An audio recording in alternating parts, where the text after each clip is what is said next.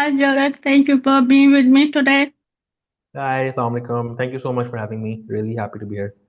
Yeah, I'm really glad we are doing this because very recently I have been inviting people who are kind of talking about making a big leap from their undergrad to what they are doing now. And Mhm. I feel like your journey kind of reflects that, although what you're behind the scene. Do you want to tell us a bit more about that? Sure. Right. So right now, what I'm doing right now, so I'm currently working for a US-based IT consultancy, and I'm currently based in Malaysia. So I'm basically looking after the region over here, the operations and sales side. And my background that you mentioned, so I am a Pol Sci graduate. I graduated, I think, about back in 2018 from LUMS. Okay. So I get that question a lot, right? A lot of people don't see that link or how you make that jump from Pol Sci to IT. So I think for me, honestly, if I look back to my undergrad time, I don't really think at that point, especially close to graduating, I had a lot of clarity as to what I wanted to do. Right. For me personally, it was just about exploring different opportunities, just trying to make sense of what's out there and really just seeing, what's worthwhile. So I think, and I think that's the reason why I kind of also sort of went for a pol sci degree because for me, the idea of a liberal arts education was always very fascinating, right? And even when I applied to a lot of universities in the US, so that was a major that I preferred. But of course, the cost aspect, and I think the university that I did get into weren't really like top tier. So I think I decided on coming to lumps. And I think for me to pick pol sci as a major, primary reason for that was because the degree itself had very limited core components, so it allowed me to explore and try out subjects and courses from across different schools. So I did law, I did macroeconomics, studied philosophy. So that was the idea, and I think that sort of kind of translated into my exploration and my search for the particular job that I wanted to do. So I think it was just that inquisitiveness to just not limit myself to something that's within the domain of pol sci, but anything that challenges me, that gives me exposure to learn more. And that is where I kind of got this opportunity in 2018. It was a US based company. They had just split up from their original parent company, and they were just starting the business that we really are into right now. They were just kind of starting that under a different banner. So I think just getting that opportunity to work with a US based company, working with clients over there, having the opportunity to travel on and off, that is what kind of interested me. So I took that leap. Of course, I had no knowledge, no understanding, but I think I was very lucky because since it was just the inception, so I had the opportunity to kind of learn on the job. And I think just by doing that, just being there, really allowed me to just kind of expand my Okay. horizons. Yeah. And on that note, I really love that you decided to take that leap, although you weren't really in that ecosystem. Was it difficult for you anytime? It was. So initially, yes. Of course, I think again I had a lot of support from within the company as well. Yeah. But a lot of people don't know this. So I exactly after a year, I left this company that I'm working at. So the company that I'm working at right now, that's where I started. And then at that point, I was thinking of going for my master's. I was interested in exploring public policy as an option. And I also wanted to get into some kind of career opportunities within the public sector. So that's why I kind of left the company that I'm working at. I delved into few other opportunities within the public sector, some experiences in the career coaching side, and just kind of, yeah. So I think a few years in between I kind of tried out different places then eventually kind of came back.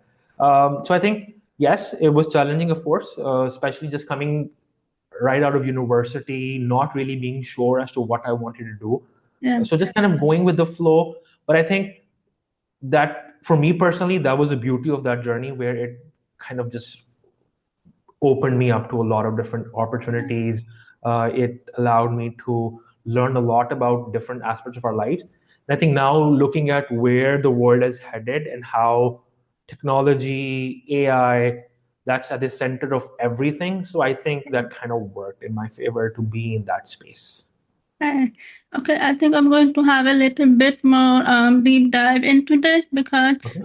somehow there is a misunderstanding that although we both know that humanity interacts really well with tech now, we both know that, but Mhm. for someone who's kind of like not obvious about what kind of technology or technical skills you need to master along the way. Like keep your mind open to learning new things, like probably Mhm. online certifications or anything. Yeah, yeah, absolutely, absolutely. So I think if somebody finds themselves to be in a similar situation where they're unsure of what they want to do, Yeah, I think the best way to just kind of figure out is just push yourself into different things, right? Try out different things. Like you said, right now, so many things are available online and for free. So I think now in this day and age, if somebody has access to the internet, they have a cell phone or a laptop.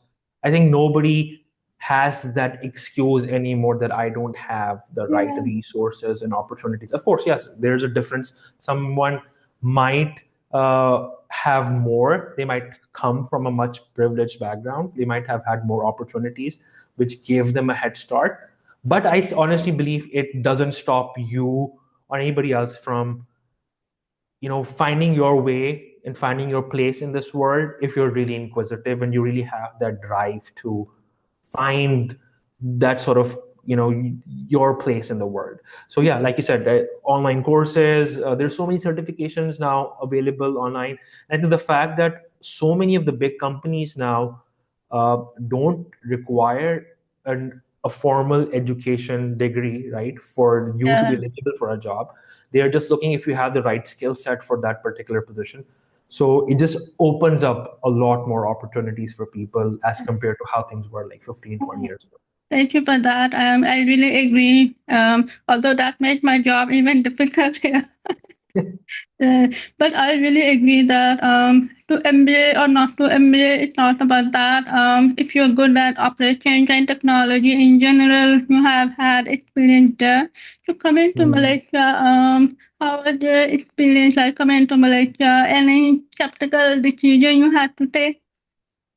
So of course, I think when this opportunity was presented to me, I was excited, right? I think, unfortunately, right now, I think we're in a state, especially in Pakistan, where Yeah, a lot of people in our age group are trying to seek out opportunities abroad to kind of, improve their chances for success, get more financial gains. So, of course, that was at the back of my mind. But I think just the opportunity to move to a new country, even if for a little bit, and to just explore their culture, their geography, to experience a completely different working environment, I think that was the most important factor that kind of motivated me to take that leap.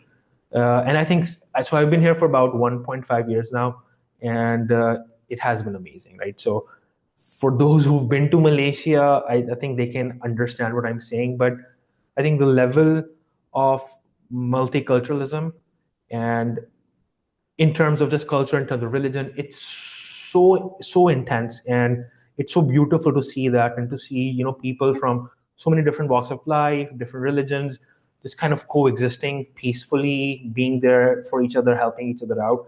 That was honestly quite an eye-opening experience for me to kind of just see that. So yeah, it has been really good. yeah, I think, and especially Malaysia, even I think just generally in terms of development and the direction that the country is taking. So they're investing very heavily on technology. yeah. They're improving their processes across the board, incorporating AI and different technologies within all of their institutions.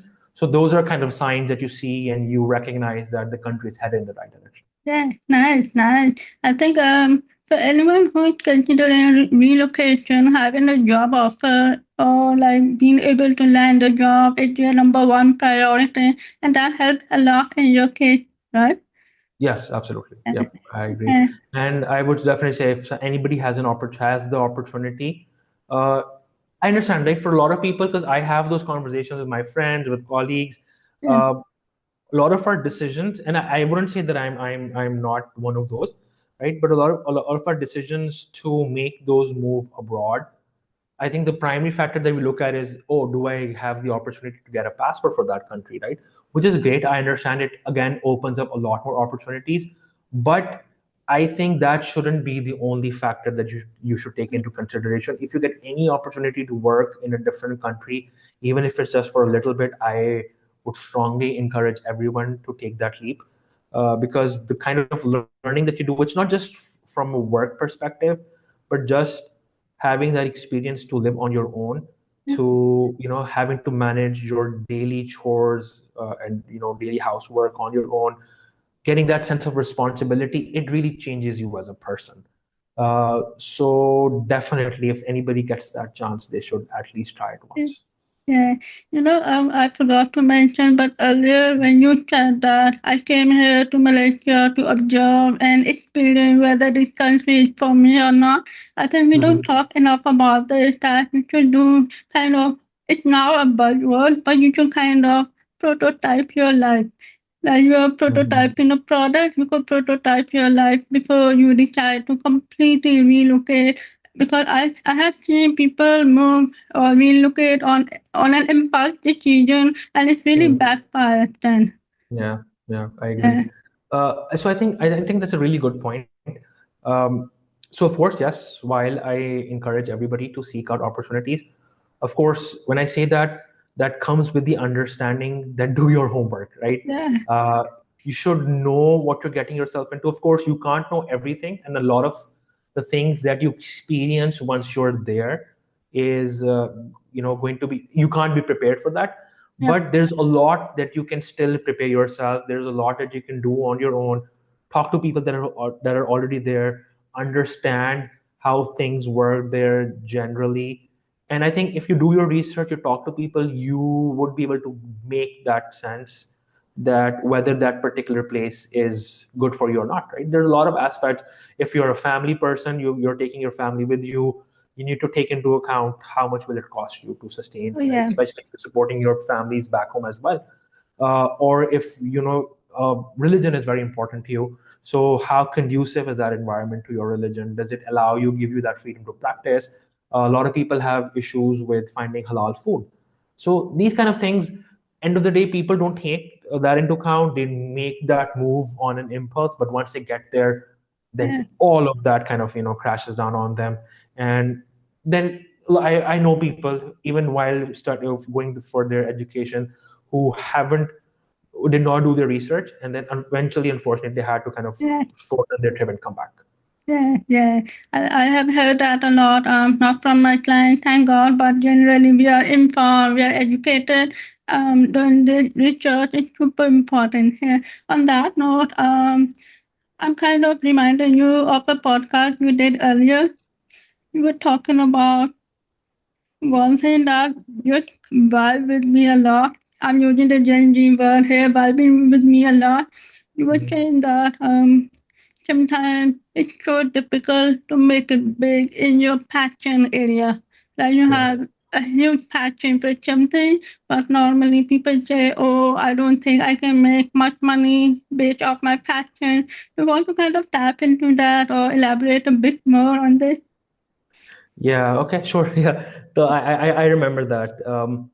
So I think honestly, so for me, especially people that know me from like few years ago, so I have been sort of that person where pursuing my passions was right at the center of everything, right? Yeah, And whatever I did, I had to do something that interested me, that was meaningful, and that I enjoyed doing it, right? Which is great, and I think everybody should try to pursue right their passions and see if they can sort of monetize it. I think nothing better than that. yeah, But I think over the years, from my own experiences, from observing people very close to me, uh, just seeing the fact that not every time that pursuit materializes into you making it big, right? yeah, But I think, and that's okay, that's the reality of life.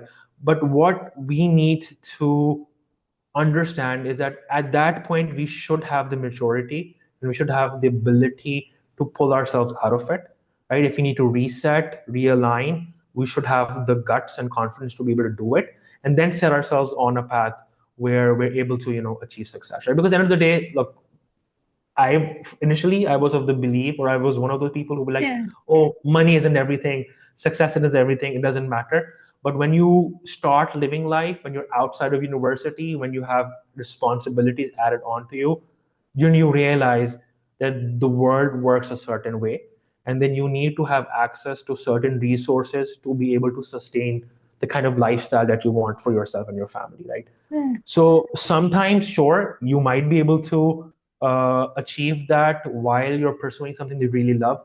Sometimes you might not get that opportunity, yeah, right? So does that mean that your life stops? No, it should not.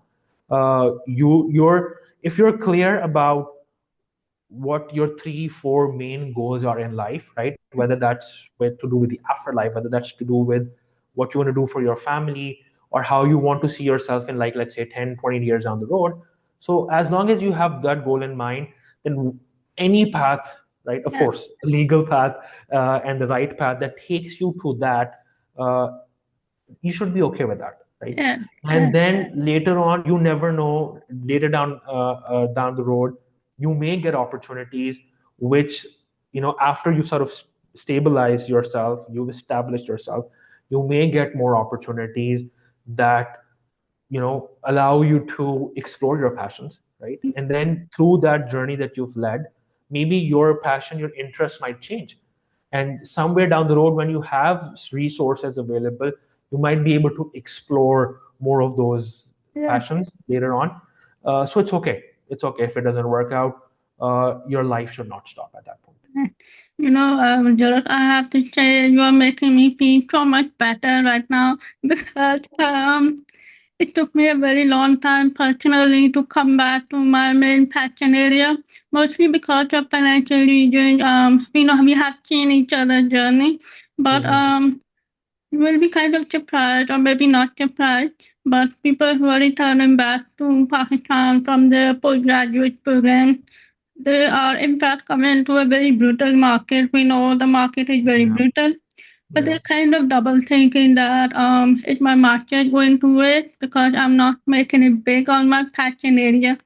And I thought that this explanation you gave is so on point because it would make them feel better that it can take time for you to come back to your passion mm, area, or you could completely drift off your tangent and come back to it later. And it's yeah. also okay if you're not really working in your primary field. Yeah. Mhm. Exactly, exactly. So I think on that point, I do want to kind of just share an example of a very close friend of mine. Okay. So I know him since A levels, and ever since I've known him, he's been very passionate about filmmaking, production, direction, right? Uh, and I've seen that that's what he's been crazy about. He's been doing that on the side, but I think he is one example that I've seen who's understood that there are certain responsibilities that he need to take care of. And so after graduating, luckily he was with me at Lums as well, and he understood that right now where he was, especially in Pakistan, there were not a lot of opportunities for him to explore this passion of his. So that did not stop him. Of course, he was doing that on the side, but at the same time, he had a very successful career in one of the top MNCs in Pakistan. Then he moved on to working in some of very top startups within Pakistan. And then eventually he got the opportunity to go to one of the top most film schools in the world.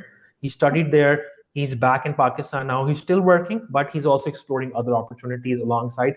But now he has a very clear roadmap that all of these things, all of these jobs that I'm doing right now, this is leading me to my ultimate goal and towards filmmaking.